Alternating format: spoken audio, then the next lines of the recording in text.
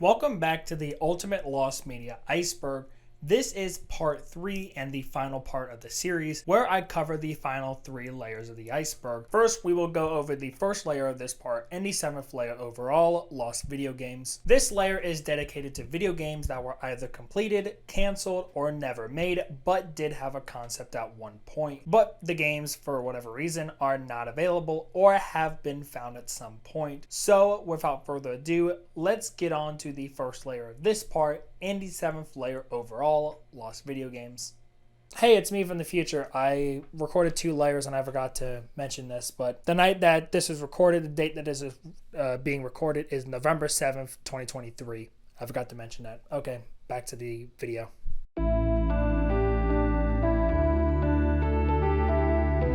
Socks the Cat Rocks the Hill is an unreleased game developed in 1993 for the SNES and Sega Genesis. The game revolves around Bill Clinton and his saxophone playing cat socks, with other references to American politicians such as Richard Nixon and Jimmy Carter being littered around the game. The game was promoted in several ads but was cancelled for unknown reasons, although many thought that it was because of the political satire in the game. Although several of the game developers claimed that it was because the developer, Real Time Associates, went defunct and the game was cancelled. One prototype cartridge was known to exist, with it belonging to a man named Jason Wilson, who refused to dump the ROM online as it would devalue the cartridge. He even posted a 5-minute long video of him playing the game in intentionally low quality, big troll. He said that he would sell the game for $5,000, which was acquired by a member on the now defunct Minus Worlds forum,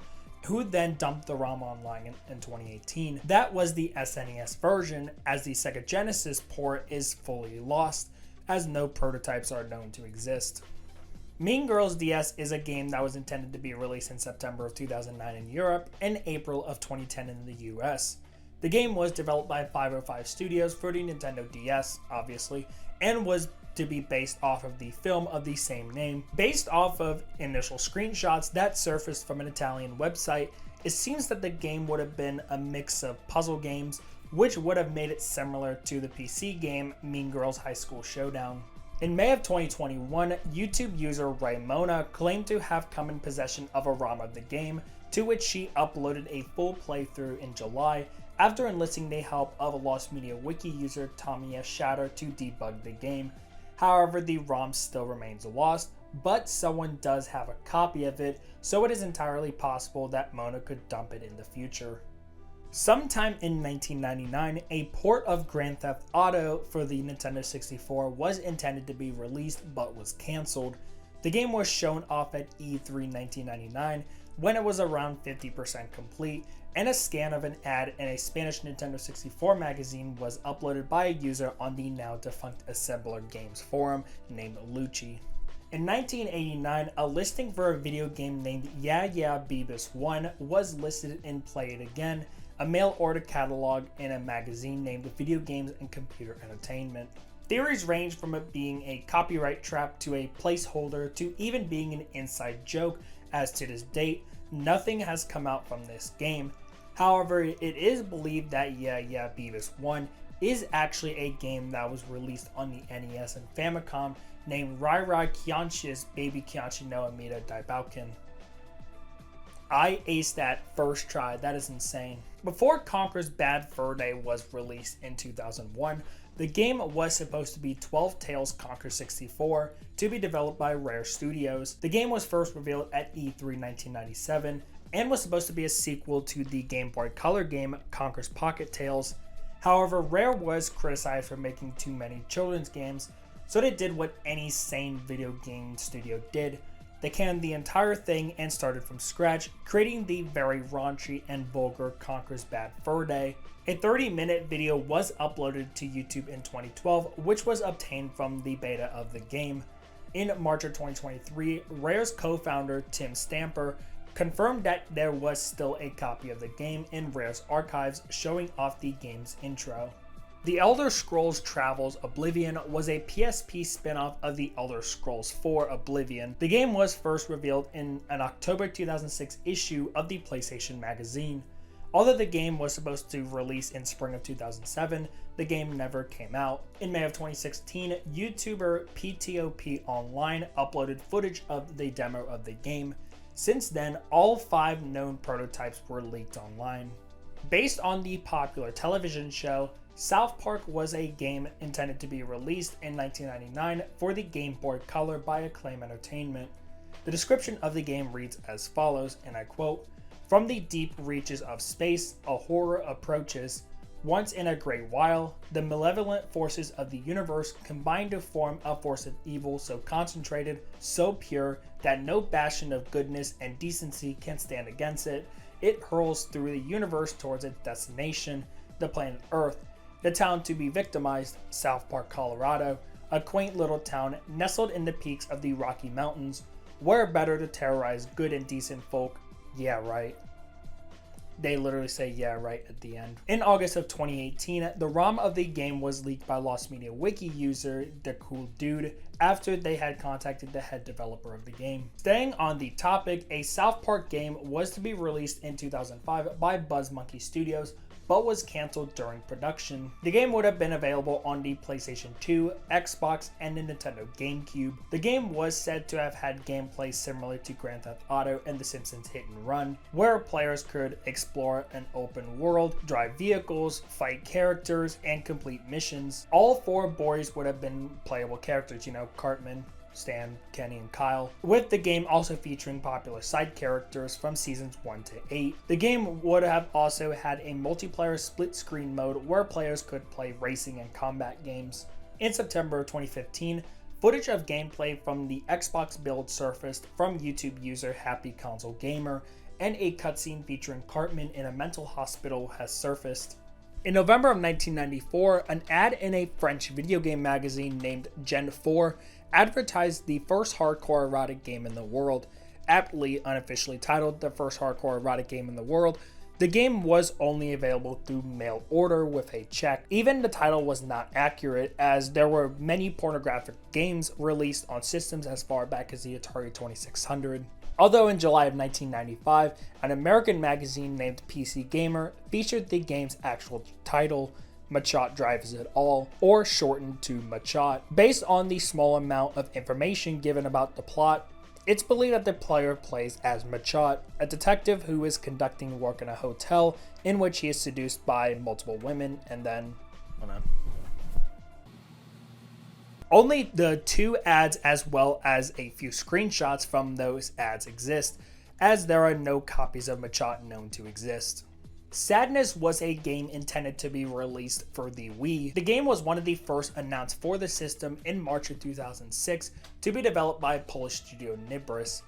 The game would have followed Maria Lengyel in pre-World War I Russian Empire, which is now modern-day Ukraine, as she has to protect her son Alexander after a train that he was riding on to Lviv derailed in the countryside. The game was pretty hyped up as it was going to utilize the full capabilities of the Wiimote and the nunchuck. The game played on psychological horror, with several illnesses being touched on such as schizophrenia, nyctophobia, and narcolepsy. The game even featured 10 different endings that players could find out. The game was eventually delayed to 2009 before being cancelled in 2010.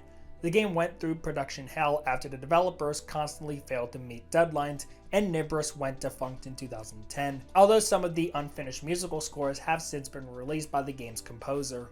Donkey Kong Racing was a canceled 2002 racing game for the GameCube. The game was a sequel to the successful Diddy Kong Racing. The only known playable characters were Donkey Kong, Diddy Kong, Tiny Kong, Kiddy Kong, Cranky Kong, Lanky Kong, and Taj the Genie. You thought I was going to say another Kong, didn't you? The game was only revealed at E3 2001. Rare was unable to secure funding from Nintendo to complete the game, and Rare was eventually sold to Microsoft in 2002. Donkey Kong Racing would be changed to Saberman Stampede, but that game was also cancelled in 2005. A few pieces of concept art and renders as well as the E3 trailer have made their way online, but no prototype has surfaced.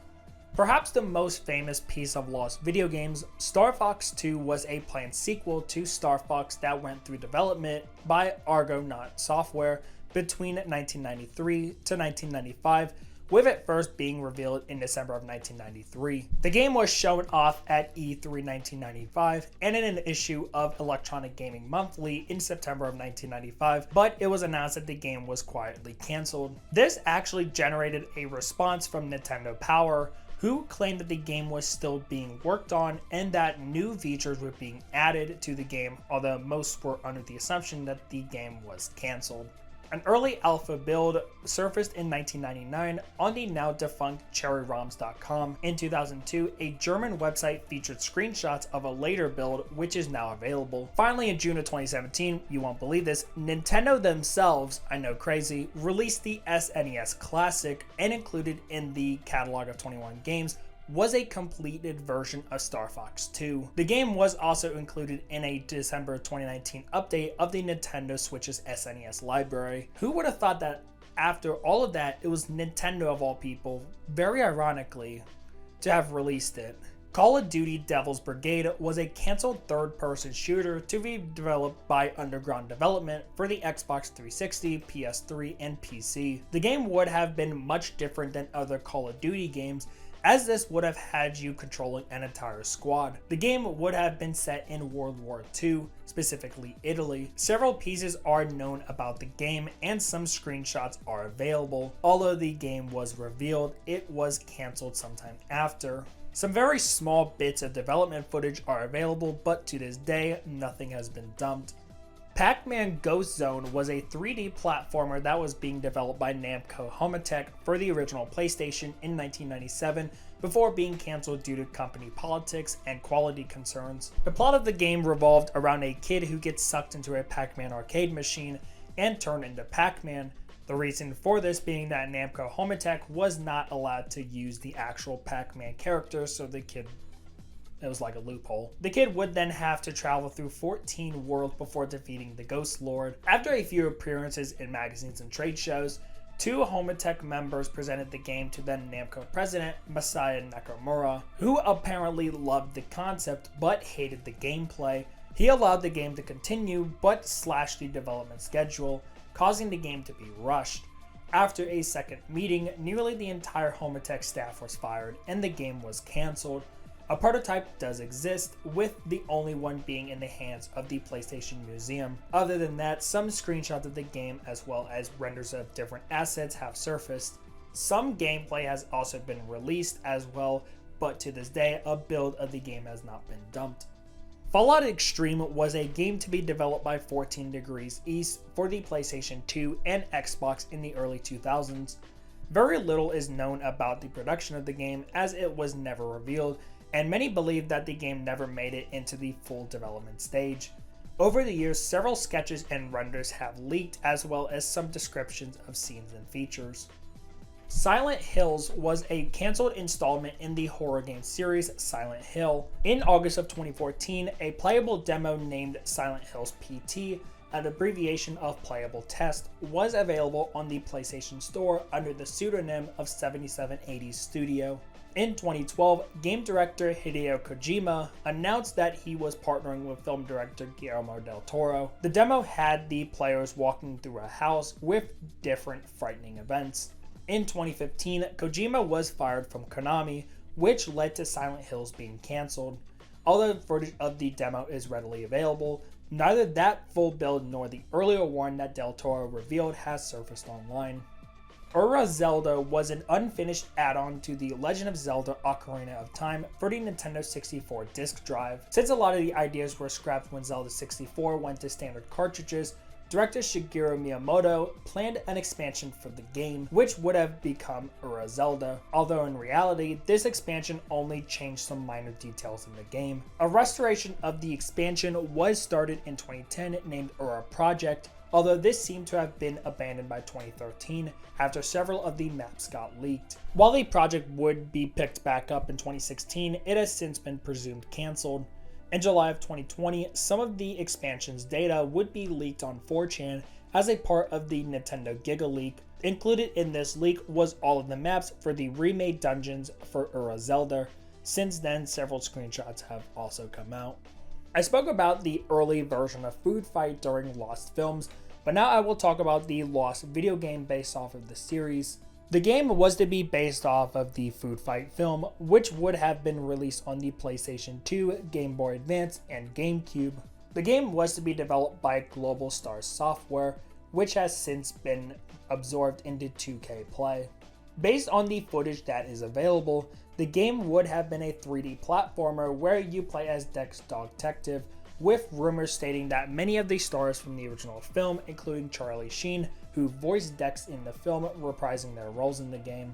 A playable demo was available at E3 2006, and only a short 8-second clip is available online of that demo. Other than some concept art and rough sketches, the rest of the game is lost. Married with Children was a sitcom that ran on Fox from April of 1987 to June of 1997. A game based off of the series was set to be developed as an unlicensed game from a company named Share Data. The game was meant to be more for an older audience, as it would have featured risque moments and older humor. The only piece that comes from this game is a snippet of a March 1990 issue of Game Players magazine, which talks about the game. Given the lack of information about the game, and the fact that no prototypes are known to exist, it's likely that the game was cancelled during the concept stage. In 1999, video game studio SCI Entertainment began work on a video game based off of the famous Great Train Robbery, which was a real-life event that occurred in 1963, in which 15 people hijacked a Royal Mail train and stole millions of dollars in cash. Over the years, some of the robbers were caught, including Ronnie Biggs and Bruce Reynolds, who made a deal with SCI Entertainment to make a game based off of the robbery, making this possibly the first and only time that a crime has been copywritten. Biggs was actually a wanted criminal at the time, which caused the game to be shrouded in controversy. For unknown reasons, the game was never completed, and despite the hype surrounding it, the game was seemingly forgotten by the developers. It's actually unknown what stage the game was in when it was cancelled, but due to lack of information from the game, it's believed that this game was cancelled in the concept stage. Family Guy Online was an MMORPG that was active from 2012 to 2013. Players would be able to customize their own character and interact with characters from Family Guy. Although some assets have been dumped online, it's likely that because the game was so obscure, that the full game files will not be dumped online. However, there are videos online with gameplay from Family Guy Online.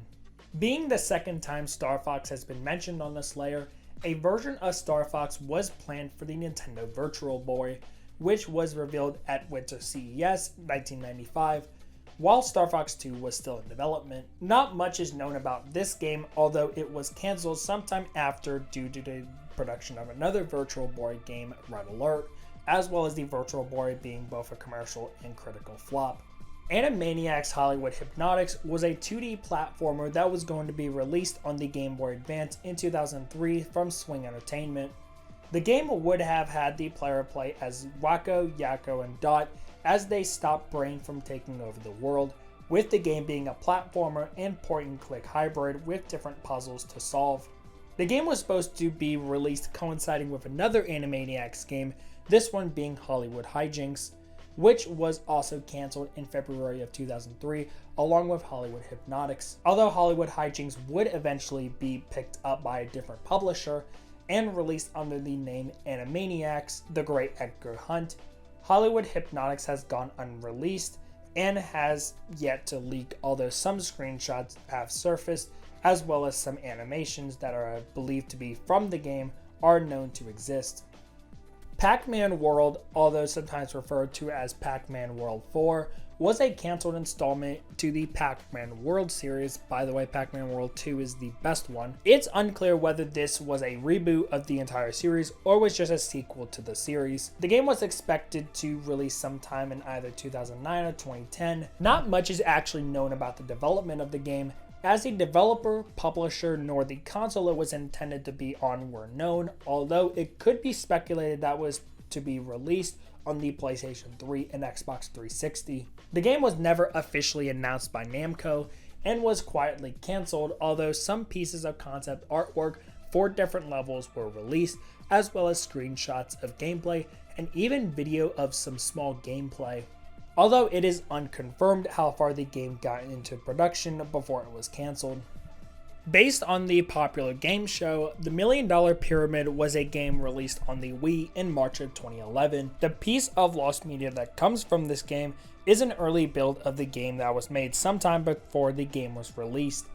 In August of 2020, screenshots surfaced showing a different color scheme as well as a different logo, which was a recreation of the 2002 $1 Million Pyramid logo rather than the game's logo that is used in the final product. While this early build has not been officially confirmed to exist, given the screenshots, it's very likely that at least some sort of build was available before the game's final release. Corpse Party New Chapter was a recreation of the Corpse Party RPG Maker game created in 1996 by Makoto Kadoin for the PC-98. New Chapter, however, was put out for a mobile release beginning in October of 2006, with each of the 4 chapters being released separately, with Chapter 2 in December of 2006, Chapter 3 in April of 2007, and finally Chapter 4 in December of 2007. Although 5 chapters were planned for the game, it would be discontinued after 4 chapters for another Corpse Party game named Blood Covered for the PC. Many screenshots, gameplay footage, and soundtrack pieces are available, but no playable versions of the game exist as of yet. Cosmic is a supposed game that was released for the Atari 2600 during the console's lifespan. Although some believe this game exists, it's likely that this game was just a repackaging of existing Atari 2600 games such as Space Jockey, Cosmic Arc, and the most likely candidate, Cosmic Corridor. Because the game was released by 2 different companies in 2 different regions, the Australian version, released by Space Vision, was released, and this showed that the game was a clone of Cosmic Arc. The other version, created by Choplifter Space Harrier, released in Thailand, has not surfaced yet. Crash Bandicoot and Spyro Adventure World was a promotion that was done by Nabisco in 2004 on CandyStand.com, which has since been renamed to PCH Games. The promotion was a tie-in to Crash Bandicoot Purple, Ripto's Revenge, and Spyro Orange, The Cortex Conspiracy, both released at the same time on the Game Boy Advance in June of 2004. And specifically marked Nabisco products, they would include cards that would unlock new minigames on the website. The promotion ended in April of 2005, meaning that the games were no longer playable and the cards were no longer redeemable. Out of the over 90 cards made for the promotion, only around 22 of them have been recorded online. Out of these 7 known games created, none of them are available, and only a few select screenshots are available, as well as some promotional material. Action 52 is an infamous unlicensed NES game compilation which consists of 52 games, mostly space shooters, which was released in 1991. The game is most well known after The Angry Video Game Nerd featured the compilation in a July 2011 episode, as well as its $200 price tag. A port to the Sega Genesis was released in 1993. A port of Action 52 to the SNES was intended to be made, as shown on an advertising sheet along with the other 2 released ports. In 1996, a warehouse containing games by Active Enterprises was found that included a copy of the Action 52 sequel, Cheetah Man 2, which was one of the games included on Action 52. However, no copy of the SNES port was found. It's unconfirmed whether prototypes existed or if a port to the SNES was even started. Not to be confused with A320 Airbus, this flight simulator, simply named A320, was produced by a French company named Logiciels for the Amstrad CPC and Atari ST. Although the game actually did release on these consoles in 1988, several magazines from around the time claimed that the game was once intended to be ported to the PC. If it even entered development at all, it is unsure how far it even got into the development. 737 Cockpit was a game created for the ZX81 and or the ZX Spectrum in 1982. The game was listed in Your Computer magazine in an advert for Machinecraft Ltd, who produced the game. No screenshots, gameplay, ROMs, or promotional material other than the advert have surfaced. Given the name of the game, it can be assumed that it is a flight simulator with a control setup similar to the Boeing 737. The game was mentioned in 2 adverts. One of them in November stated that the game was made for the ZX81, while the December issue stated that the game was made for the ZX Spectrum. One of the most recognizable Sega Genesis games, Earthworld Jim, was developed by Shiny Entertainment in 1994.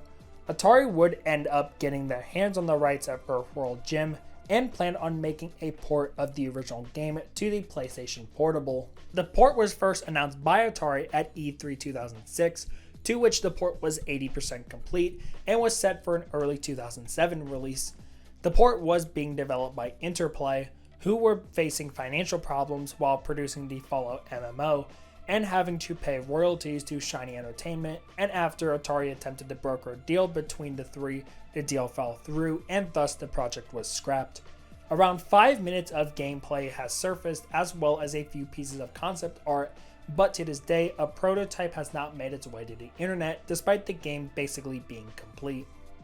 Cat Dog Saving Mean Bob was a cancelled game based off of the Nickelodeon series, which would have been developed by Nowhere and published by Hasbro Interactive. It's unknown if a prototype exists or if the game was even complete by the time it was scrapped. There is evidence that the game was at least somewhat completed, as there is an archived Blockbuster page as well as mentions in both Billboard magazine in 2000 and PSX Nation in 1999. A few screenshots of the game as well as the box art has surfaced, but it has been confirmed that high quality images exist on Hasbro Interactive's 2000 press kit CD. Cartoon Network Backlot Party was a game that was being developed by Game Machine Studios for the Nintendo Wii and 3DS. The game was originally slated for a 2015 release before information about the game stopped being released, which led many to believe that the game was canned. The game was intended to be a party game, with the player being invited to join other Cartoon Network characters for a week while they engage in party games. 5 games were known to exist for Backlot Party, including Dodgeball and a basketball game named Shoot to Win. Other games included Backyard Chase, Girl Trouble, and Muriel's in Peril. 2 more games were also rumored to exist, named Sneak-a-Catch and Go Jump Ed. In March of 2014, the first and only mention of the game came from publisher Little Orbit. Since then, no other information of the game has come out, and it has been presumed cancelled.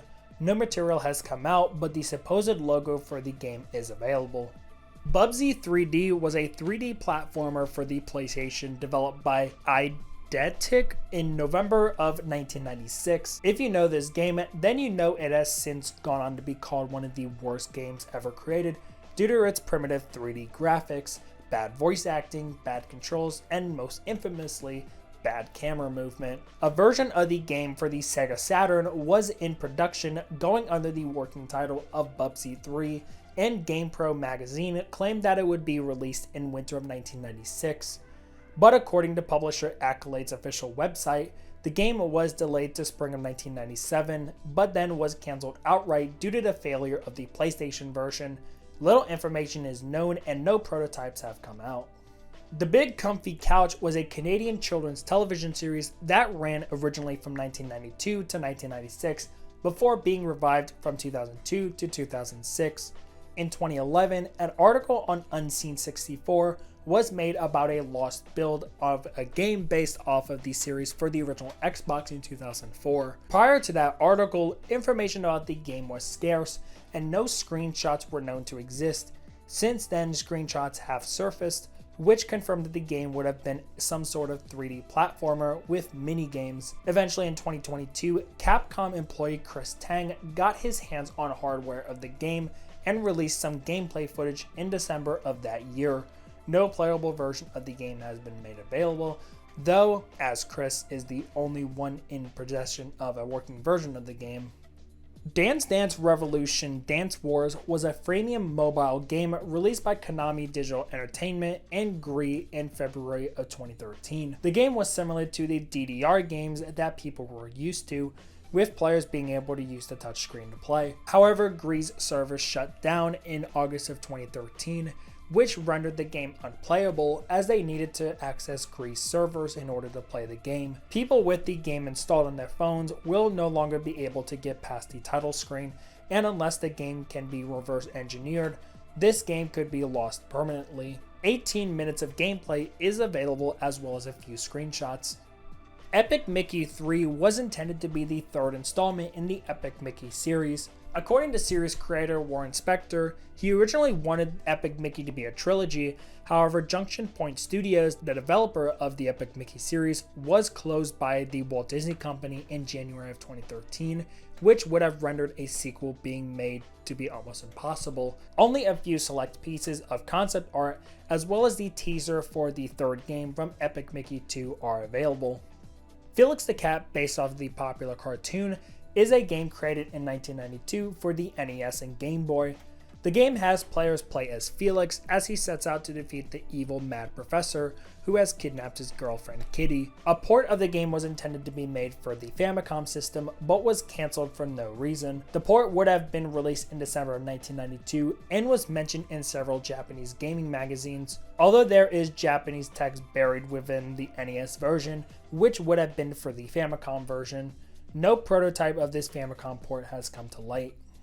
Based off of the popular television series, Futurama is a 3D platformer game that was released on the PlayStation 2 and Xbox by Unique Development Studios. Originally, there was supposed to be a port of the game on the GameCube that was developed at the same time as the other ports, but was cancelled shortly before the game's release. IGN then reported that the GameCube version was cancelled due to the slowing sale of the console, which would have driven publishers away from it. A short video of gameplay was uploaded by IGN, but other than that, as well as some button graphics and the box art, nothing else has come out from the game. Sometime during the production of the LEGO games by Traveler's Tales, a pitch was given to create LEGO games based off of the 007 franchise, but these were never produced as Traveler's Tales saw the 007 series as being too dark for the LEGO games. The pitch was made sometime after the release of 007 Casino Royale in 2006. No material from these have surfaced, and it's most likely that these games never made it past the pitch phase and never entered production. Charlie Brown's All-Stars was a baseball game intended to be developed by Farsight Studios and published by Namco Bandai Studios for a 2007 release. The game would have featured 70 playable Peanuts characters and would have featured 4 playable mini-games based around batting, fielding, pitching, and a Simon Says-esque game named Lucy Says. An advertisement was printed on the back of the PS2 manual for Snoopy vs. the Red Baron. Fantastic game, by the way, one of my favorite PS2 games of all time. Although Farsight was getting involved in too many projects and didn't have enough staff to work on the game, and thus it was cancelled. A render of Charlie Brown was released online, but no build of the game has surfaced, and it is unknown how complete the game was when it was cancelled. Hellraiser was a cancelled 1990 NES game based off of the 1987 film with the same name. The game was to be developed by Color Dreams. This company was notable for their baby blue cartridges, as in order to release games on their consoles, Nintendo forced development studios to pay to have their games examined for the Nintendo seal of quality. Due to not wanting to pay Nintendo, they would bypass the 10NES lockout chip entirely. This would have been one of these games. The game was known as a super cartridge, which is just full of technical jargon that I won't go into, but the point being is that it was very expensive to develop the cartridges for the game, and thus the game was cancelled. Several pieces of artwork, including advertisements, were promoted and are available, although no build has come to life, and only one screenshot is known to exist, which is the title screen of the game. Not to be confused with the 1999 original PlayStation game of the same name, Crash Team Racing was a game that was planned for the PlayStation 3, Wii, and Xbox 360 to be developed by High Impact Games. This game was cancelled, but then picked up by Activision, who turned the game into DreamWorks Superstar Karts, which actually was released. In 2014, nearly 3 minutes of gameplay was uploaded on YouTube. Although a couple screenshots also exist online, no build has come to light. Coolsville was a cancelled jazz-themed PC game that was geared towards children. The game would have been released in fall of 1994 and developed by Music Pen. The concept of the game was that players would play in Coolsville, a jazz-themed land with several anthropomorphic characters that is led by a council of gurus. The player is set out to find one of these gurus who is abducted. Several of the characters in Coolsville were parodies of famous jazz musicians, such as the character of Duck Ellington, pictured here, who is a parody of Duke Ellington. A few screenshots of the game come from French magazines Gen 4 and Joystick, and was supposedly shown up at the Summer Computer Electronics Show in Chicago in 1994. 64 Wars, also known as Advance Wars 64, was an entry in the Wars franchise. The game was first showcased at Space World 1999 for a January 1999 release, but was cancelled after for unknown reasons. Like other games in the Wars series, this was a turn-based strategy game, with the board being 2D but the battles being rendered in 3D. This game would have also utilized the Game Boy Transfer Pack with another Wars installment, Game Boy Wars 2. Some promotional material and screenshots have surfaced, including the menu on how the transfer system worked. Curly's Adventure was to be a point-and-click adventure game to be developed by Epic Mega Games, but you all know them today as Epic Games. The plot of the game followed Curly, who is trapped in a mental asylum that is led by a mad scientist. Development for the game began in 1995 to be an MS-DOS game, but was changed into a Windows game shortly after. Development went on until 1999 when the game was cancelled. 15.5 minutes of gameplay is available on YouTube, as well as a trailer for the game. A plethora of screenshots are also available online. Cutie the Kitten was a planned game from the animation YouTuber Quiet Tomato. Work began in 2017 when the game was announced to be made using the ID Tech 1 engine. This game would have been similar to Doom. The game would have been about Cutie the Kitten, an infamous YouTuber who makes animations about her relationship with Sans, a character from another video game, Undertale. Yeah, we're getting that weird. The game would have also made several references to other YouTubers as well as other pop culture icons. This screenshot, where Panic at the Disco is referenced. Only 3 out of the planned 40 levels were completed for the game, and only 3 screenshots have surfaced.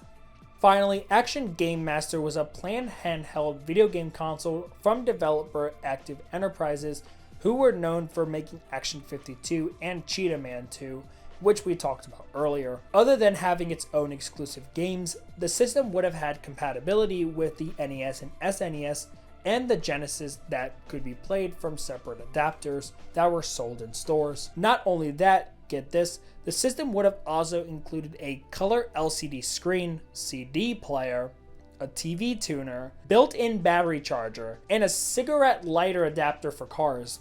Literally insane. The console made an appearance at the Consumer Electronics Show in 1994 alongside the SNES port of Action 52 that we talked about earlier, yet another Cheetah Man game named Cheetah Man 3, and another game named Sports 5. Although there were no prototypes known to have been made, and it's generally accepted that the system didn't make it too far past the concept stage, it could be assumed that the system would have been really expensive, bulky, and a battery waster. So for the sake of gamers all over the world, it's probably best this console didn't release.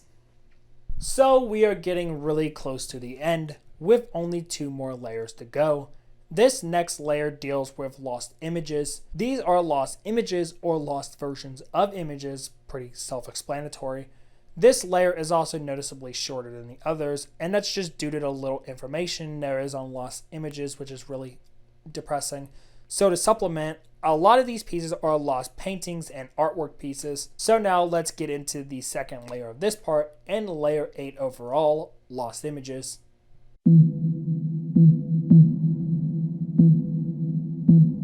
On November 22, 1963, John F. Kennedy was assassinated in Dallas while driving through downtown. While several angles of video and several images were released of the assassination over the years, one set of unconfirmed photos or videos are believed to exist. In some of these images, there was a mysterious figure of a person who is believed to be a heavyset woman in her late 30s to early 40s wearing a headscarf, dubbed the Babushka Lady based off of the headscarf she was wearing. Several images show her to be holding some sort of camera, which means that she could have taken video or photos of the incident. For whatever reasons, these photos have not come to light.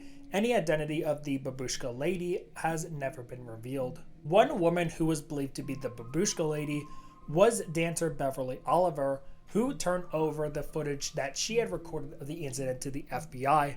After being promised that her property would be returned, it never was. Eventually, her story of the recounting expanded to her making a claim that she knew Jack Ruby, a club owner who was a big figure in organized crime, who murdered Lee Harvey Oswald, Kennedy's assassin. These photos are not even confirmed to exist, as this babushka lady has never come forward, and it wasn't even confirmed that she was holding a camera to begin with. Jeff the Killer, one of the most well-known creepypastas, had this image that was associated with it. While this image is heavily circulated, the original unedited image has evaded the public. The most well-known theory was that this image was an edited picture of Katie Robinson, but this was debunked after the actual Katie Robinson, whose real name was Heather White, came forward and claimed that the story was fake. The story was that Katie Robinson was a girl whose photo was posted on 4chan and she was bullied into suicide. There's a lot more details with this image, but if you're interested, I suggest checking out Blame It on Jorge's videos on the subject, which I will link in the description. On May 2nd, 2011, Osama bin Laden, the leader of Al-Qaeda, was shot and killed by US SEAL Team 6 in an operation known as Operation Neptune Spear. After bin Laden was killed, several photos were taken of his dead body. The official story is that the US laid the body out to sea from the USS Carl Vinson in accordance with Islamic law. The photos that were taken of bin Laden's body do exist as confirmed by the US government, but for some reason may never be released officially unless they eventually become declassified. On September 23, 1988, Mel Ignato, along with Mary Ann Shore, murdered Ignato's then-girlfriend, Brenda Sue Schaefer. Ignato lured Schaefer to Shore's house, where she was bound, gagged, stripped, and you get the point. All this led to her being murdered and buried behind Shore's house. The case was quite controversial, as Ignato was eventually acquitted of the murder charges, but eventually confessed to killing her, but due to the legal principle of double jeopardy, he could not be tried a second time for it. However, during this murder, Ignato and Shore took several photos of the murder, including images of Ignato torturing Schaefer. Some more of these photos included Schaefer in suggestive positions after she was stripped. I forgot to mention that very dark subjects going to be touched on in this layer. These photos were supposedly confiscated by authorities, and if they haven't been destroyed yet, they're in the hands of said authorities. In 1928, Michael Pierre Groves' father supposedly took an image of a merhorse off the coast of the Isle of Man near the United Kingdom. A merhorse is a type of sea serpent with large eyes that have mostly been spotted in the Atlantic and Pacific Oceans. This photo has seemingly become lost and will most likely be lost forever, as it's possible that the image was destroyed or has disintegrated due to time, if it even existed in the first place. Make Me Cute, most well known as Ahenobarbi's Hinocide, is a well-known creepypasta image that began making the rounds on the internet in the mid-2000s. Many pointed the origin of the image to a creepypasta named Girls and Bugman, which is a creepypasta about the lost titular show. However, evidence points to this image actually being an old Screamer image that was passed around on the Japanese internet as a chain letter. Like the Jeff the Killer image, the origins of this image were a mystery for many years, until it was actually found. It was confirmed that the original photo was this image of a doll. However, the origin of the eyes and mouth remain unknown to this day. The alien octopoids are a species of alien that were supposedly sighted by a Spanish farmer named John Mateo on the night of August 16, 1968. He described them as being these organisms that walked on octopus legs. While it was believed that Mathieu took photos of these aliens, this has not been confirmed and many believe it to be a hoax. On May 1st, 1994, Formula One driver Ayrton Senna suffered a fatal accident when his race car crashed into a concrete wall at the 1994 San Marino Grand Prix. He would pass away several hours later at the hospital he was taken to. Shortly after this accident, photographer Angelo Orsi rushed to the scene and took photos of Senna while he was still in his car, even some including him without his helmet. While there are other photos of Senna's accident that are available online, Orsi's collection has eluded the public. The photos are known to exist within Autosprint's office, with one photo in particular knowing have been destroyed at the request of Orsi, which was the photo with Senna without his helmet. Alright, getting on something a little more lighthearted, for the 1993 WWF SummerSlam event, the original plan for the main event was that Hulk Hogan would defend the WWF title against Bret Hart. This was documented by a photo shoot that the pair had. When Hart won the WWF title in 1992, the plan was for Hart to successfully defend his title against Yokozuna at WrestleMania 9. However, the plan was changed last minute. If you're a wrestling fan, then you know what happened next. Yokozuna actually beat Hart for the title. Hogan then came out, had a 22-second match with Yokozuna where Hogan pinned Yokozuna to win the title. The idea of Hart v Hogan was abandoned and Hogan dropped the title to Yokozuna at 1993's King of the Ring, with Hogan leaving the company shortly after. According to Hart's autobiography, the two were summoned to Halifax on May 24th to promote the match, in which several photos were taken, with one notable being a mock tug-of-war match between the two for the title belt. These photos were never released as the feud was scrapped, and if they still exist, they are within WWE's archives. Considered one of the most important people of modern photography, Carl Wilhelm Scheele discovered that sunlight actually removed the salts from sodium chloride, which only left the metals. It could be assumed that during these experiments, several failed photographs were created before actually discovering the property. These photographs were most likely thrown out because they were no longer needed as they were failed photographs. Alright, back to depressing things, unfortunately. During the 2001 Daytona 500, NASCAR driver Dale Earnhardt suffered a fatal crash during the final turn of the final lap of the race. He would be rushed to Halifax Medical Center where he was pronounced dead shortly after. While photos and video of Earnhardt's crash are available, some believe that photos of Earnhardt's body while he was still in his car were taken, and this could be the case. If they have, they are most likely not been released out of respect. On December 8, 2004, heavy metal band Damageplan was playing at the Alrosa Villa nightclub in Columbus, Ohio. During this performance, former U.S. Marine Nathan Gale stormed the stage and shot and killed Damageplan's guitarist Daryl Abbott, best known as Dimebag Darrell, who was formerly the guitarist for Pantera. Gale would then turn the gun on the crowd, killing 3 more before a police officer would end Gale's life. While crime scene photos were released, with one of them including Gale's body, photos of Darrell at the scene have not been released.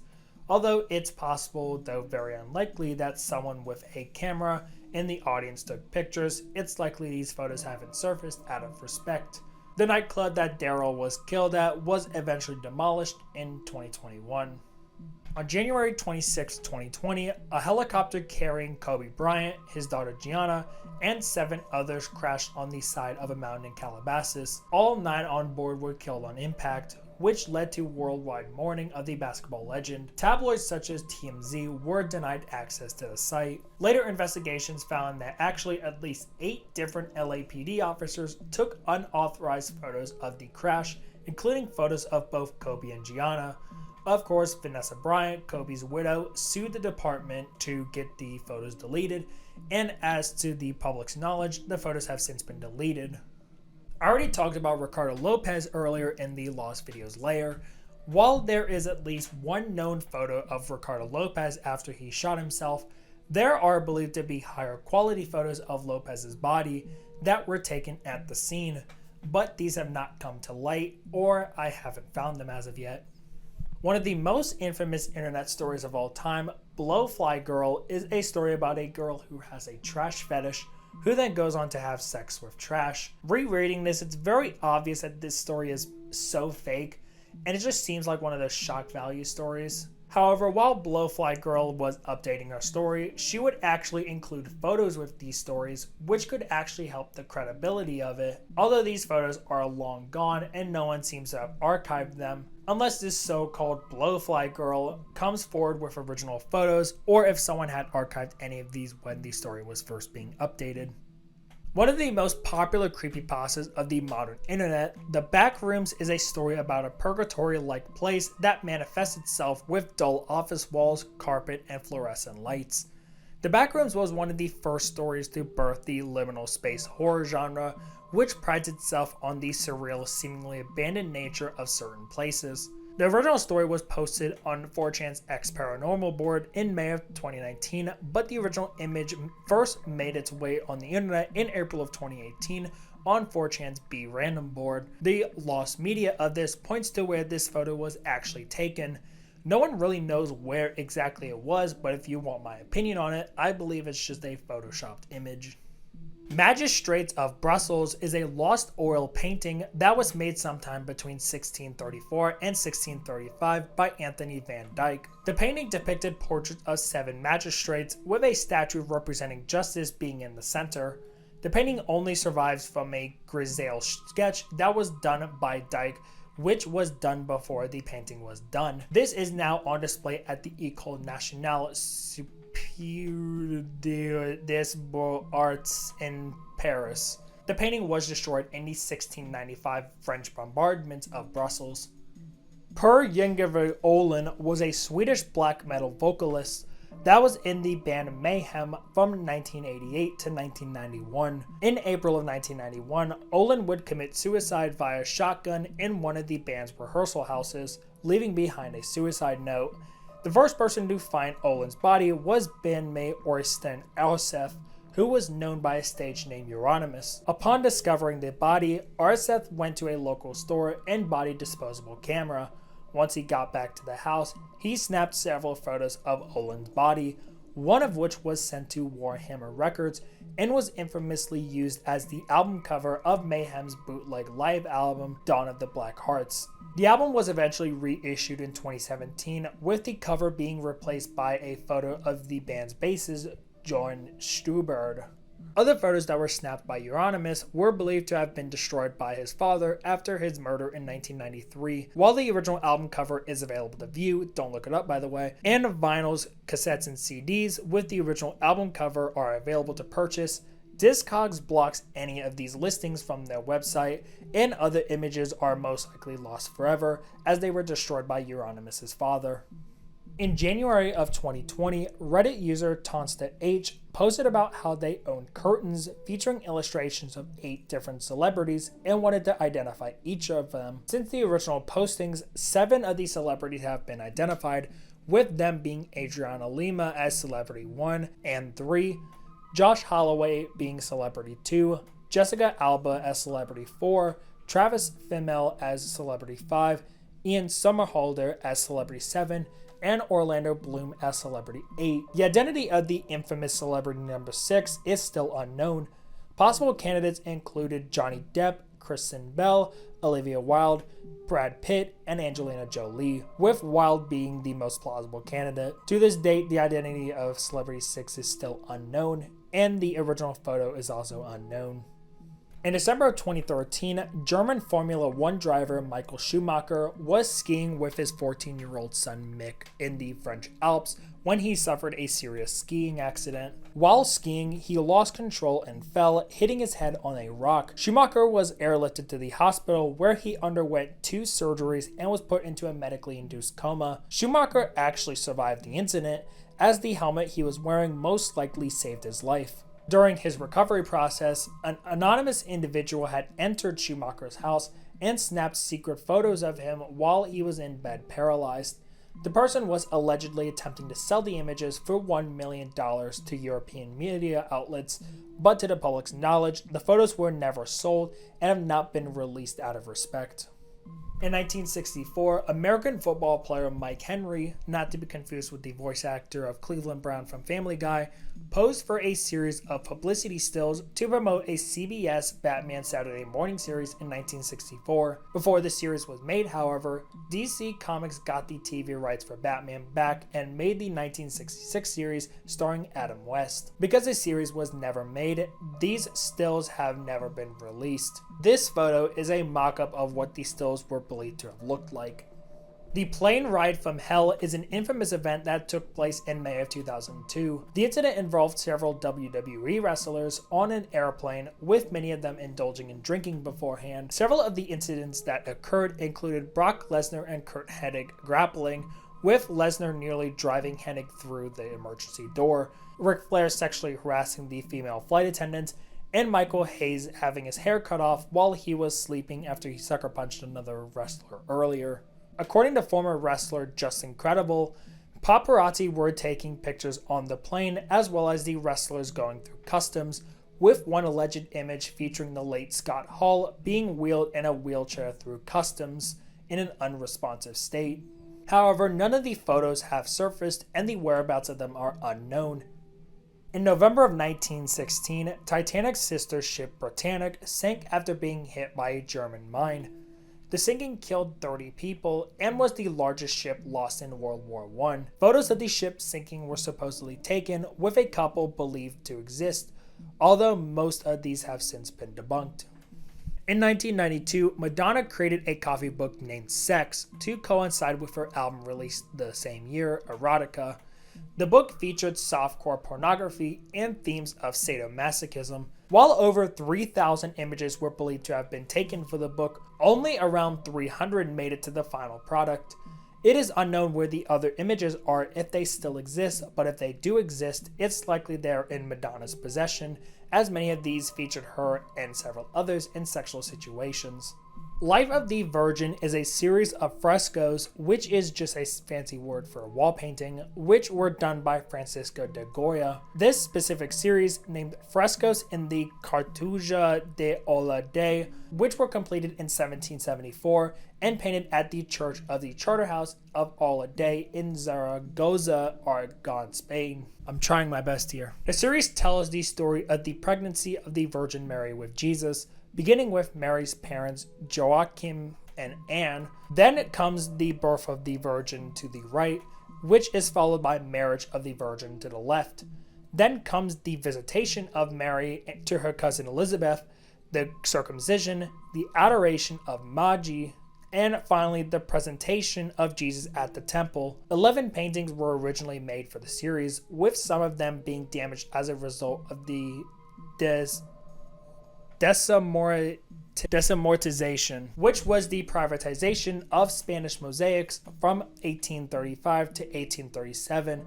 Today, only 7 of the paintings survive. DJR has become an art history channel. Heliography is a process that was invented by Joseph Nikifor in the early 1800s, specifically around 1822. The word means sun drawing and was used to create the first photographs by using solar rays. The oldest surviving photograph was taken by Nipsey, which was done in 1826 or 1827. However, an older photo was known to exist before this one. In 1822, he attempted to create a contrast exposed copy of a photograph of Pope Pius VII, VII is 7, which became destroyed after he attempted to make copies of the photo. This would mean that no copies were made, and this photo is thus lost permanently. Francis Bacon, not to be confused with the philosopher of the same name, was a painter that was alive during the 1900s. Out of his nearly 600 paintings, some of them were destroyed and rendered lost permanently. The most infamous of these are his portraits of his popes that he painted in Monte Carlo in 1946. These were a part of his Head series, with the most notable one being Head 4, better known as the Screaming Pope. Like I said earlier, 3 more popes were painted in 1946, but these have since been destroyed. On April 28th to 29th of 1995, Japanese pro wrestling promotion New Japan Pro Wrestling and American promotion World Championship Wrestling held a promotion named Collision in Korea, which was held in Pyongyang, North Korea, which is a pretty absurd thing to say today. Prior to the event, wrestler Scott Norton visited a street bazaar in which he and several other wrestlers were handed pencil sketches as a gift. Norton eventually confirmed the existence of these sketches, but neither he nor the other wrestlers have released them publicly. While many ancient Greek artists created sculptures of their work, some decided to express their art through painting, one of these being Zeuxis, who was said to have flourished between 501 to 400 BC. He was known for being an early pioneer in several art techniques, including chiaroscuro, which is a process that could bring light and shadow to 3D objects. Despite his pioneering in these techniques, none of his paintings that were known to exist survive today, whether it be for a multitude of reasons, such as fires, deterioration, or downright destruction. Man at the Crossroads was a mural that was to be painted by Diego Rivera at the Rockefeller Center in New York City. 3 panels were to be made for it, with them showing off different pieces of contemporary social and scientific culture. The central panel depicted a man controlling some sort of machinery, with the left panel being the frontier of ethical evolution, which represented socialism, and the frontier of material development, which represented capitalism, on the right. The mural struck controversy, though, after the New York World Telegram slammed the mural as anti-capitalist. In response, Rivera added images of former Soviet leader Vladimir Lenin and a Soviet May Day parade.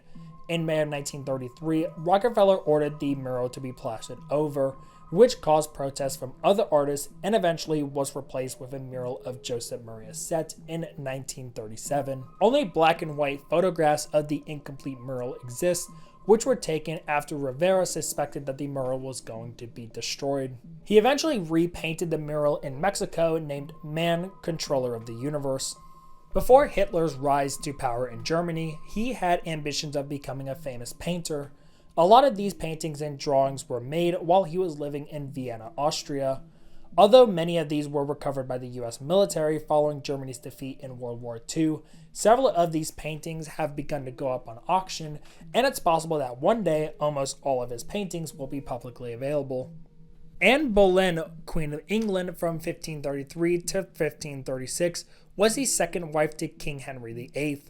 While there are several portraits of her that were painted, most if not all of these were actually made after she had died, which meant that these artists were just going off of memory.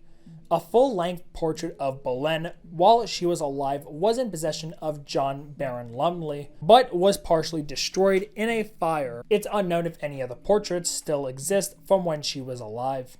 Several panoramas of the Mississippi River are known to exist, with many of them being. One of these includes a painting done by artist John Banvard, who painted a panorama during the 1800s but has not survived.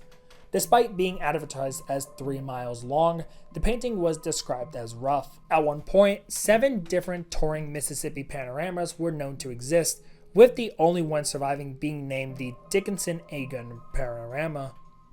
Wolf Huber was a German painter and architect during the early to mid 1500s. Not much is actually known about his early life, and not many of his paintings exist. None of his architectural work has survived, and only a handful of his paintings have survived, including some of his work of biblical scenes. Thomas Gainsborough was an 18th century painter that was known for his many portraits. One of his most infamous lost early works was a portrait of British naval officer Captain Frederick Cornwall. The painting was in storage for 60 years before being discovered in July of 2023 in Greenwich after it was believed that the portrait was painted by an unknown artist. Finally, A Harlow's Progress, also known as the Harlow's Progress, was a series of 6 paintings that were made by English artist William Hogarth in 1731. The paintings were engraved in 1732, which have survived, but the original paintings are lost. All 6 original paintings were destroyed in a fire at Fonthill House in 1755. Although, like I said, the engraved plates have survived today and are in possession of Edison Dick of Chicago.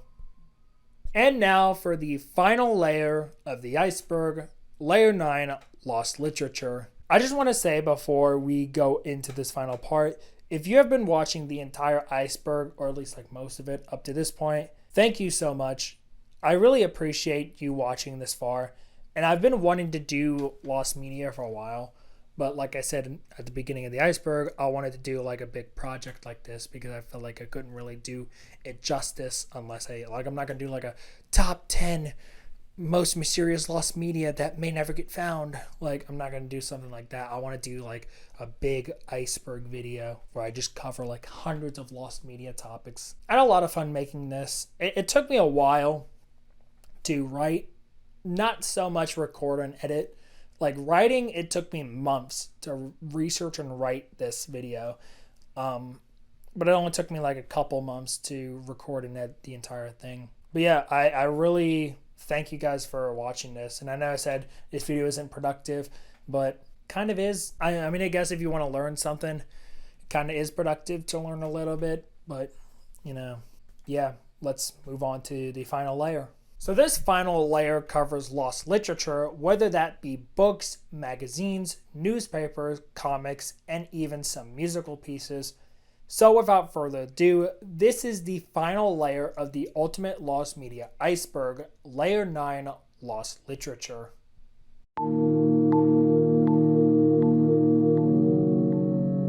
Before Superman's debut in Action Comics #1 in 1938, the character made 2 separate debuts before. The original concept thought up by Joe Shuster and Jerry Siegel was The Reign of Superman, which featured the character as a villain. While the full comic is available online, physical copies are rare to come by. The second concept, which was the first of the character to be a hero, was simply named The Superman, which was made in 1933. After securing publishing with Constellated Book Publishing, they would actually have the publishing rights stripped, which left Siegel stressed. After being denied by multiple other publishers, Siegel set the only copy on fire out of frustration. All that survives of the story is the cover as well as an alternate cover sketch. In 1988, DC Comics made the decision to kill off Jason Todd, Batman's second Robin. The decision was made during the Death in the Family storyline, in which Joker nearly beat him to death with a crowbar, then blew up the building he was in. To generate publicity for the comic, a 1-800 call line was made, in which fans could call in and vote whether Todd should have been killed. In the end, voters had Jason Todd killed, but a separate ending was made in the event that voters decided Jason Todd should live.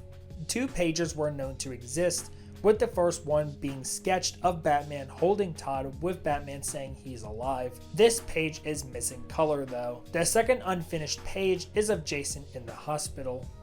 Q Source, also known as Q Gospel, is a supposed series of hypothetical written accounts from Jesus. The Gospels of Matthew and Luke from the New Testament have overlapping writing, which means that this has likely come from another source.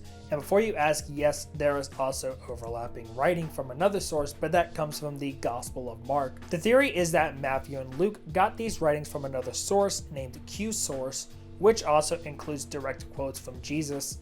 It was at one point also theorized that the Gospel of Thomas that was discovered in 1945 was Q Source, as pointed out by the Jesus Seminar, but most modern day scholars disprove this theory. Considered one of the first creepypastas ever made, Camera Heads is a story about figures that have cameras for heads, hence the title. The story was first posted in August of 2009 on the X Paranormal board of 4chan. The story goes that the OP discovered a pile of rocks with a cassette tape and an envelope with a note inside saying, "I killed a camera head. It took Trevor to get help if I don't come back." The video that was on the cassette was uploaded onto YouTube. In October of 2020, Lost Media Wiki user Marnin005 unearthed an archived post on the Xenopedia Wiki, which was a wiki based on 4chan's paranormal board. This post had the full camera head story, which rendered it found. The Great Library of Alexandria was a library in Alexandria, Egypt, and was one of the largest libraries in the ancient world. It was estimated that as few as 40,000 or as many as 400,000 ancient scrolls resided at the library at its peak. In 48 BC, the library was supposedly burned during the Roman Civil War by Julius Caesar's army. I say supposedly because despite the very famous painting of the burning of the library, it's actually disputed on whether the library was actually burned. Some scholars claim that only a warehouse that was hosting scrolls was burned near the library. Despite this, many ancient Greek and Roman writings are now lost, including nearly all writings from Hipparchus, known as the father of astronomy. In 2010, Penguin Publishing held a contest where the winner would be able to make a character that would appear in Brian Jackson's children's fantasy series Redwall. The winner, who had submitted a character named Raisa Cartwell, had her character drawn and mailed to her, as well as the character being uploaded to the Redwall wiki. However, Jacques did not include the character in the next novel, The Rogue Crew, and Jacques passed away in 2011, leaving The Rogue Crew to be finished and posthumously released, as Raisa was intended to be featured in the unreleased 23rd novel. It's not even confirmed if the book was even finished. The Waldeer fragments are 2 fragments of an Old English poem that was about King Walter of Aquitaine, as he is held prisoner by Attila the Hun. 15 lines of the poem were rediscovered in 1860 at the Royal Library in Copenhagen. It is theorized that the original could be upwards to 1,000 lines and could have been as long as another entry that would be later on the list, Beowulf. Waldeer is referenced in several other Anglo-Saxon works, but none of them are the same, and they all have put a twist on the original story. Peanuts was a newspaper comic strip by artist Charles Schulz that began in October of 1950 and ended in February of 2000. The series is one of the most iconic comics of all time, which spawned television specials and films. Although all of these strips are preserved, one of them is partially lost. This one, dated on October 2nd, 1955, sees Linus attempting to kick a football without success. Eventually, he becomes so infuriated that when he throws the football, it becomes deflated in another character's hands. While the full strip is available, the title panel has become lost. Since this strip was larger than a lot of others from around the time, the entire top row of panels was cut off, which included the title panel. Although the top panels were eventually recovered and has since been published in the various The Complete Peanuts books, the title panel could not be recovered, but due to Peanuts' widespread popularity, there is still a chance for it to surface. Greek Gospel of the Egyptians is a lost Gnostic gospel that originated from the period of 120 to 150 AD. Only 3 mentions were made to this existence. A mention was made by Clement of Alexandria, another was made by Hippolytus, and another was made by Epiphanes of Salamis. Many scholars made comparisons of the Greek Gospel of Egypt to the Gnostic Gospel of Thomas, with many of the same topics being touched on, such as how long death should last. According to the Lost Media Wiki, and I quote, "In the Greek Gospel of the Egyptians, the question of how long people will have to endure death and if childbearing is a good thing is brought up by Salome to Jesus. Jesus dissuades Salome from having children and goes on to talk about the sin of sexuality and the elimination of sexual differences between males and females. The promotion of sexual asceticism is also touched upon in the Gospel. The sexual themes of the Greek Gospel of the Egyptians are common themes found in various Gnostic manuscripts from Egyptian Gnostic sects. Despite the discovery of the Nag Hammadi library in 1945, this Greek Gospel of Egypt was not within the library. Byron's Memoirs was a series of memoirs written by British poet Lord George Gordon Byron between 1818 and 1821. It's believed that these memoirs are about his personal life, loves, travels, and opinions. Byron would frequently write to another poet, Thomas More, and publisher John Murray. Plans were made to publish the memoirs after Byron's death, and the memoirs were handed down to More, who sold the transcripts to Murray for publishing. Instead of publishing them, however, the two actually burned the entire manuscripts. Since these were burned and no copies exist, it's likely that these are lost permanently. Love's Labour's One is a Shakespearean comedy play that was written before 1598. The only credible mention of this play comes from Francis Meres Palladius Tamia. The 2 possible theories is that this is a sequel to another Shakespeare play, Love's Labour's Lost, or that Love's Labour's One is an alternate title of an already existing Shakespeare play. Whichever is the case, the only piece of this play that exists is the character list and of course the written mention from earlier.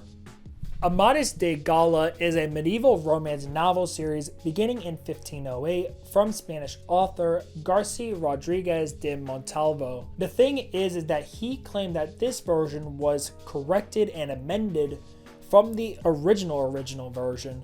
It is said that the original version may have had Portuguese origins. Garcia was in possession of the 3 original unedited volumes of Amadis, but these have since vanished.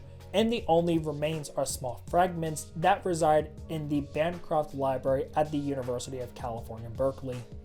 Cited as one of the most important pieces of English literature, Beowulf is a very long lost epic poem and is one of the oldest surviving literature pieces of the English language, consisting of over 3,100 lines. Although it is unknown who wrote the poem is about a young Geatish warrior named Beowulf and his quest to slay a mighty dragon. In 1731, the poem was damaged in a fire at the Ashburnham house. The missing piece begins and ends in the middle of the fight with the dragon and has not surfaced since, although some have attempted to recreate the portion, and it is still possible to follow the story without the missing piece. Barry the Rescue Engine was planned to be an installment in the popular children's book series, the Railway series. The book was written sometime in the 1980s by Christopher Awdry and would have featured Barry, who is named after a scrapyard in South Wales. However, the publishers of the series refused to publish the book as they wanted more Thomas-centered books. It's possible that the drafts of the book are available within the Awdry family and could still possibly make an appearance in the Thomas the Tank Engine series. The Battle of Maldon is a poem about the titular battle in 991 AD between the Anglo-Saxons and Norse Vikings. The poem tells the story about the battle in which the Vikings defeated the Anglo-Saxons. In 1731, as explained when I was talking about Beowulf earlier, a fire occurred at the Ashburnham house where the Battle of Maldon was thought to have been fully destroyed. In the 1930s, the poem was discovered at the Bodleian Library at the University of Oxford, although big pieces of the poem were missing. Bee and Puppycat was an internet franchise that started as a web series in July of 2013. The series eventually developed into a comic series of 11 issues beginning in 2014. Issues 12 to 16 were planned for the series but were delayed numerous times, but series creator Natasha Allegri stated that the other issues were never intended to be released. Some synopses of these issues and some of the cover art have surfaced online. Inventio Fortunata was a 14th century travelogue that was written by a Franciscan priest from Oxford. The contents of it are described as an English priest who investigates the North, and the travelogue chronicles his journey. The last person to have made mention of the book was an English merchant named John Day in a letter sent to Christopher Columbus, in which he mentioned that the book was found in Spain. Since then, no pieces of the book have come to light. El Modi, also known as The 16 Pleasures, is an erotic book of the Italian Renaissance that featured engravings of sexual scenes that were believed to have been made between 1524 to 1527. The first set of 2 editions, which were made by Giulio Leo Romano and Marcantonio Raimondi, are considered lost, but some pieces from these books have surfaced. In 2003, then US President George W. Bush declared war on Iraq. American country music band Dixie Chicks, headed by lead vocalist Natalie Maines, held a public hearing in London, with many country fans calling them traitors. One of these fans wrote an angry death threat to Maines, in which they detailed how they would kill her, down to the place, which would have been at a Dixie Chicks show in Dallas, Texas. Although nothing ultimately happened to harm her, the band ultimately took a lengthy hiatus until 2013. The letter is believed to be in possession of Maines, who has not allowed the letter to be released, although some of the words have been teased, including the line, "Shut up and sing or your life is over," which is from the letter that was included in the song Not Ready to Make Nice. Notorious serial killer Albert Fish carried out 3 murders between 1924 to 1928 before he was caught and sentenced to death in 1935, a sentence that was carried out in 1936. While Fish wrote letters that confess to the murders and are easily able to be viewed online, his attorney claimed that Fish also wrote letters in the hours leading up to his execution. These letters were locked away, and it's unknown what the letters contained, with the only 2 knowing what the contents were being Fish and his attorney, both of which are long dead. Bionicle Legends was a series of novels based off of the Bionicle franchise from Greg Farshtey. This storyline had 4 novels planned for it, but 3 were ultimately released. The 4th one, Invasion, was dropped from Scholastic's schedule after they experienced a drop in sales. 6,000 out of the 20,000 words were written but became lost after Farshid's computer died, which means that these most likely cannot be recovered. Don't Let the Pigeon Drive the Bus is a 2003 children's book published by Mo Willems. 10 years before the book was published, Willems was drawing on a sketchbook, and some of these sketches have surfaced in the form of several drafts. The earliest draft of the book came from 1997 or 1998. The sketchbook was longer than the final version and still had some pages that survived into the final version. Some pages of the draft and sketchbook have surfaced online and have also been shown off by Willems in other events and exhibits. Back in Lost Audio, I mentioned this topic, and now I will expand more on it. Ian Brady's Briefcases is a collection of personal documents that belong to British murderer Ian Brady, who is one half of the Moors murderers with Myra Hindley, as I discussed earlier.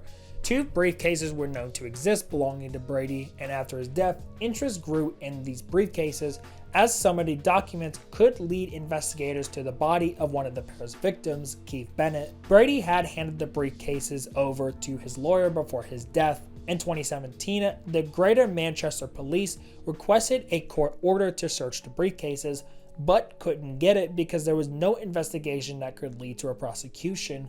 Despite pleas from Bennett's brother, Brady's attorney has refused all requests. A Guest of Honor is a lost score for an opera written by Scott Joplin in 1903. According to historical accounts, the opera is believed to have been a dramatization of Booker T. Washington's Dinner with President Theodore Roosevelt. The opera was never published, as when Joplin filed a copyright in 1903, he didn't include a score. During the later months, Joplin would go on tour around the Midwest. During this tour, one of his associates stole his box office receipts, which meant that he could not afford his opera company's payroll and lodging. All his personal belongings were confiscated until he could pay rent. Joplin left Pittsburgh without retrieving his belongings, which were supposedly left inside of a trunk. It's very likely that a guest of honor was included in these belongings, and it's likely that these were destroyed after he had left without his belongings. The new Daffy Duck Show was a planned series to be aired on WB's Kids block Kids WB on Saturday mornings in the late 1990s. The plot of the series would have followed Daffy Duck hosting a show within a show with skits and behind-the-scenes hijinks. A script was written but no artwork had been done, but was ready to go when Turner CEO Jamie Kellner pulled the plug on the project. On Paul Rugg's last day at Warner Animation, he, alongside Greg Shepard, John McCann, Doug Langdale, and Spike Brandt, burned seemingly the only copy of the script depicted in this image. The only piece of work that has since survived is this ad that came from a promotional package of Kids WB. During The Simpsons' time on television, several unproduced episodes have come and gone, with some production material known. The first one I will talk about is the episode featuring pop artist Prince. The episode was conceived after the popularity of the Sins band Michael Jackson episode, Stark Raving Dad. This episode would have featured the same Leon Kompowski character, believing he was Prince. Disputes between Prince and the Simpsons writers caused the episode to fall through, and after Prince's death in 2016, showrunner Al Jean released a couple pages of the script. The next script, which was conceived sometime in season 3, was intended to be a crossover between another Fox series, 30-something. The plot would have centered on Homer meeting a group of yuppies. This idea was scrapped as it didn't fit with the rest of the series. Nothing from this script has survived. Finally, there was an episode thought of in the earlier season where Bart is sent to military school. This actually would evolve and turn into the B-plot of the season 8 episode, The Secret War of Lisa Simpson. Unofficially titled Lincoln's Lost Speech, this was a speech that former US President Abraham Lincoln gave at the Bloomington Convention on May 29, 1856. This speech was known for giving Lincoln a much-needed political boost and garnered much support for the abolitionist movement. The speech lasted for around 90 minutes and was given to roughly 1,000 people. Many historians claim that the reporters that were in attendance were in a transfixed state and forgot to write the speech down. Unless some sort of written account exists of the speech, this speech has become permanently lost. Being a member of the infamous Manson family, Leslie Van Houten was sentenced to death, which was then commuted to life in prison in March of 1971 following her role in the murders of Leno and Rosemary LaBianca. During her incarceration at the California Institute of Women, she was known to have been in a sexual letter relationship with an unknown double murderer for 15 years. It's unknown when it began nor when it ended, as the double murderer passed away before Van Houten's parole hearing in 2016.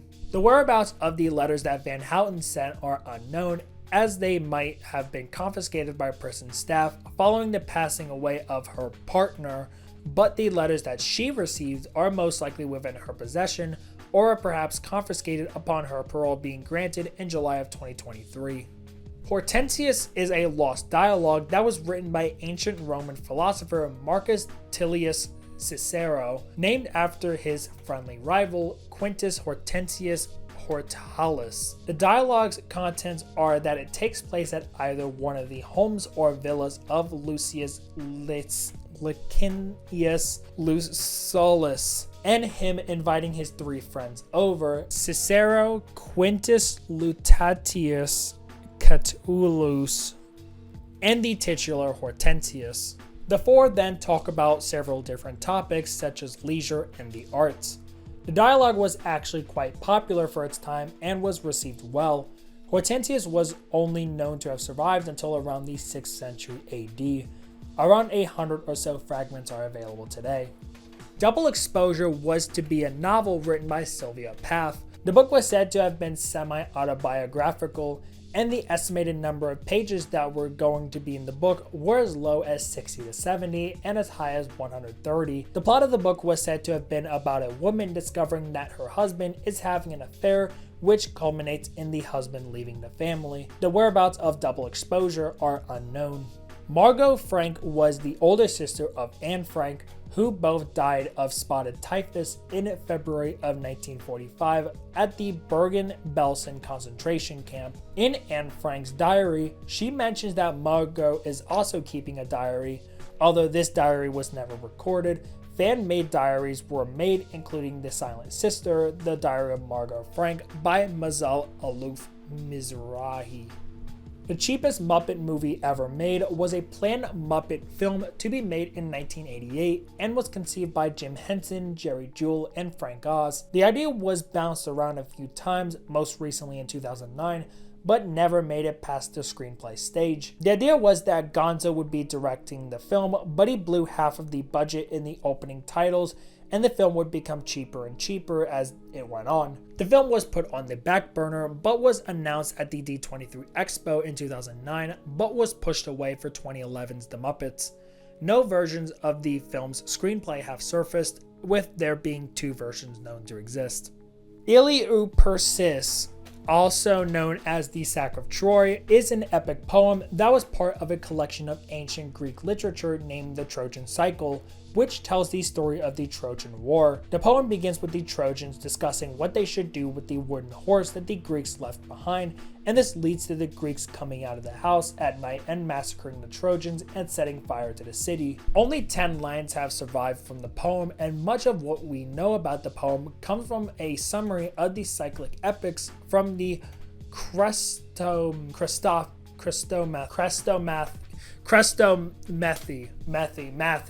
I don't know. In August of 2021, Reddit user The Worst to Come posted on the Lost Media subreddit asking about a lost children's book named Who Killed My Baby. He claims that a friend of his found the book while he was doing charity work in Ghana and attached several of the pictures from the book along with it. According to those images, the author's name is Sarpong, and the shop that is listed in Chris Bookshop is in Nigeria. No information on the publisher, His Grace Publications, is available. To this date, not much information is known about the book. King Arthur and King Cornwall are a pair of English ballads that were a part of a larger book named Percy Folio, which was compiled in the 17th century.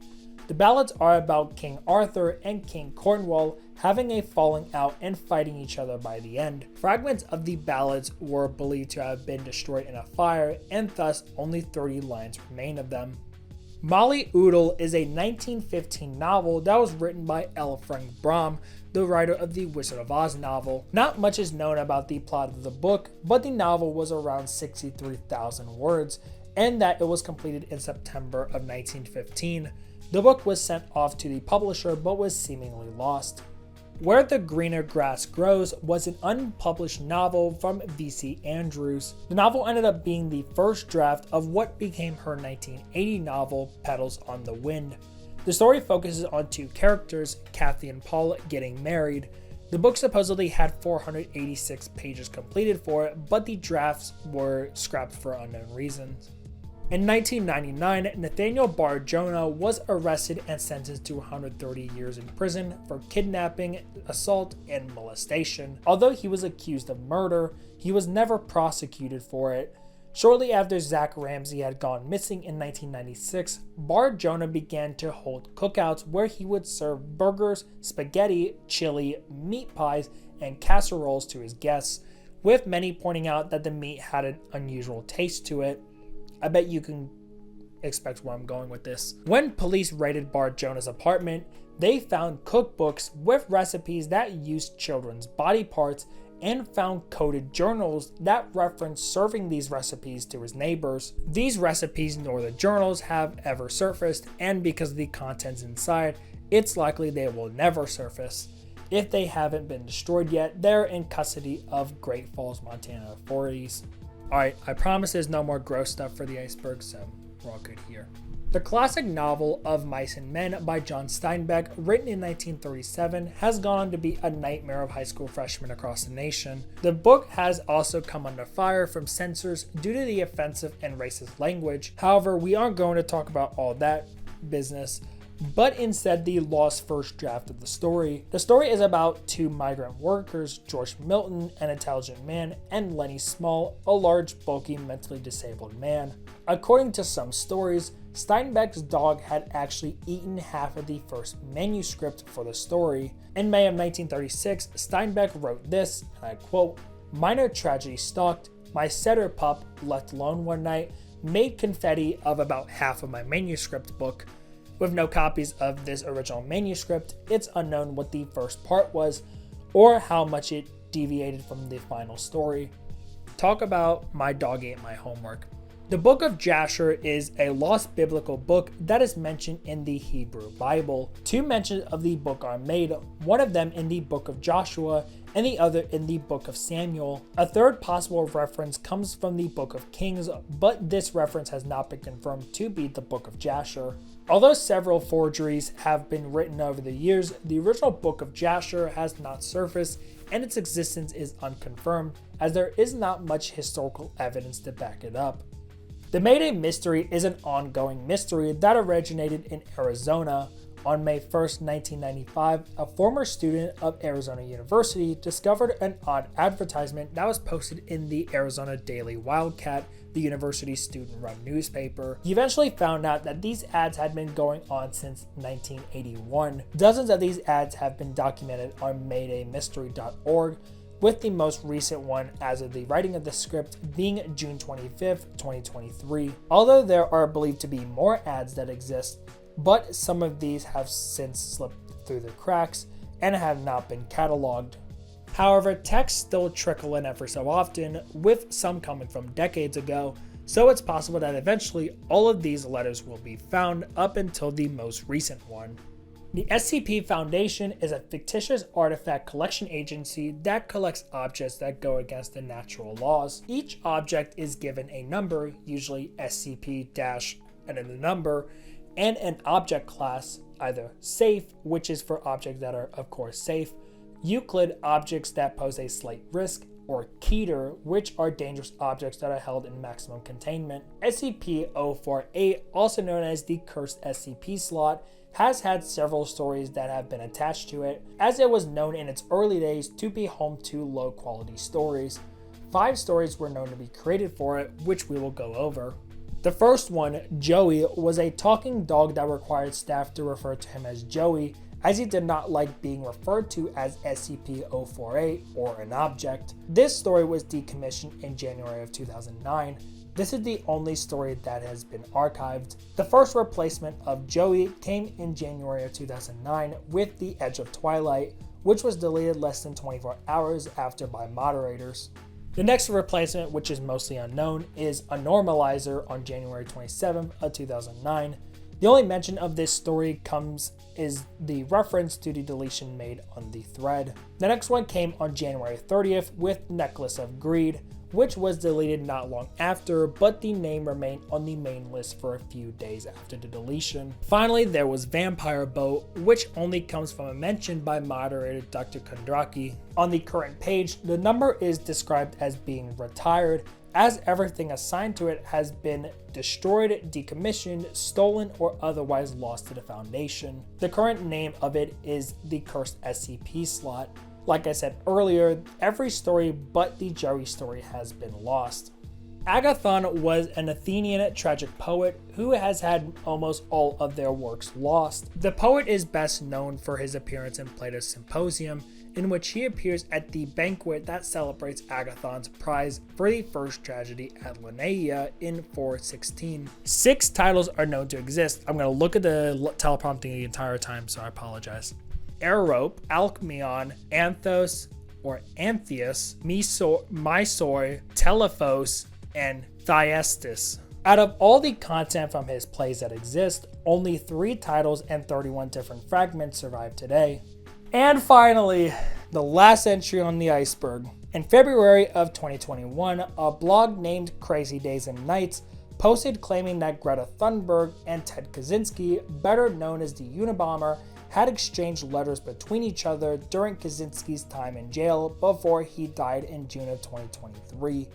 The post was made by the blog's creator, NT, a self-proclaimed unnamed Hollywood lawyer who is known for predicting other events that have happened, such as Jamie Lynn Spears' pregnancy and the allegations of Harvey Weinstein. It's unknown who NT is, and it's unclear whether the letters are real or not, as nothing has come out about them. And that is the end of the Ultimate Lost Media Iceberg. It is currently 11:19 p.m. on a Tuesday night. A little over 400 entries later. Yeah, I know I said 500. I'm sorry. I hope you enjoyed the whole thing. It took me a while. A couple of last things before I go. First of all, yes, I know in this part especially, I pronounced a lot of things incorrectly. I tried my best. Next, like I've been doing for the other parts, I'm going to link a bunch of sources in the description, which will be a pastebin document. This will include a bunch of like YouTube videos, websites, books, just different things that I use to compile this iceberg together. So if you want that, you can go in the description. That link will also be in the other parts as well. Unfortunately, I cannot put the iceberg image in there. So funny story about that. So originally I had the iceberg image up on Imgur. No, I had it up on icebergcharts.org. It got taken down for whatever reason. Thank goodness I archived the original image, or I would have been very, very upset. So then I posted it on Imgur, and I post the link to the Imgur on the first part. I get a community guideline strike, and at the time it was like a couple days until Nostalgic Things Part 3 was coming out. Now I did appeal it. I took the link off, appealed it. That's why you see in the description. Sorry, I guess YouTube does not like iceberg images. I got the claim taken off and everything was fine and dandy. So unfortunately, the iceberg image is not available. Actually, Lost Media, extra bit. The DJR Ultimate Lost Media Iceberg image. So basically this. But anyway, yeah. So if you do want the image, it's in the first part. I'll also put it up here. So if you want to like screenshot it. I guess, so YouTube claimed it was because of nudity. I think it is because of Madonna's sex book. I learned a lot from different topics doing this video. And I really enjoyed doing this because Lost Media is something I'm very passionate about and I've wanted to cover on this channel for so long. Also, last thing, Be on the lookout for the full Iceberg Chart video if you want that, if you've been waiting to watch it in full, or if you need something to put on in the background. There's that. And there'll be nothing new in that episode, that video. It'll just be the 3 parts combined together to make the full iceberg. So anyway, that's all for the Ultimate Lost Media Iceberg. Thank you guys for watching so much. Thank you from the bottom of my heart. Alright, so anyway, thank you from the bottom of my heart for watching this iceberg. Even if you're just watching this part, thank you so much. Of course, as always, I will see you later.